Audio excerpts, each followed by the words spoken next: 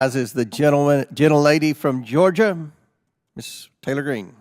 Thank you very much, Mr. Chairman, and welcome to the Oversight Committee, where we focused on waste, fraud, and abuse, not the campaign trail. This hearing is called A Legacy of Incompetence, Consequences of the Biden-Harris Administration's Policy Failures.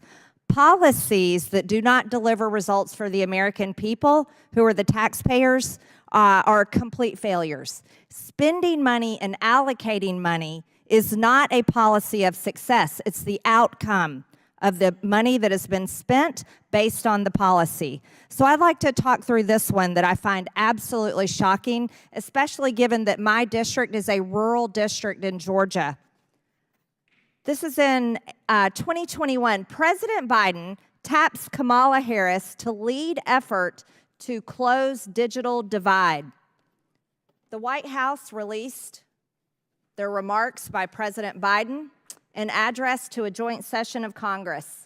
And in the process, it will create thousands and thousands of good-paying jobs. It creates jobs connecting every American with high-speed internet, including 35% of the rural America that still doesn't have it. This is going to help our kids and our businesses succeed in the 21st century economy. And I'm asking the Vice President to lead this effort, if she would. Vice President replied, "Of course." The President said, "Because I know it will get done." Now, fast forward to 2024. Here's the headlines. Why has Joe Biden's $42 billion broadband program not connected one single household? Maybe it's because, this is also in the headlines, that Harris announces plans to help 80% of Africa gain access to the internet, up from 40% now. Talk about a policy failure. Talk about not delivering results to the American people. Spending $42 billion, yet not having one household connected to the internet. Mr. Carr, is that actually true? Not one home got internet? That's correct. In Georgia alone, there's about 257,000 homes and businesses that lack internet today. So that's potentially millions of people that were supposed to be connected through this program. $42 billion was enough money to actually end the digital divide in this country with competent implementation. Unfortunately, we have not cleared that hurdle. We have stories out right now that describe the implementation as chaotic, dysfunction, delays, no guidance, finger-pointing, messy, delayed rollout. That's just not getting the job done. That's right, Mr. Carr. And many of those homes and businesses are actually in my district, and they're outraged. You know, we're over $35 trillion in debt.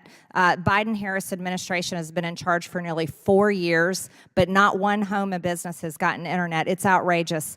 This is so concerning to me. How can the woman, Kamala Harris, that is telling the country right now she wants to be president of the United States, actually ask for this job if she has not been able to deliver what the president assigned her to do, which was to take that $42 billion and provide internet to the American people?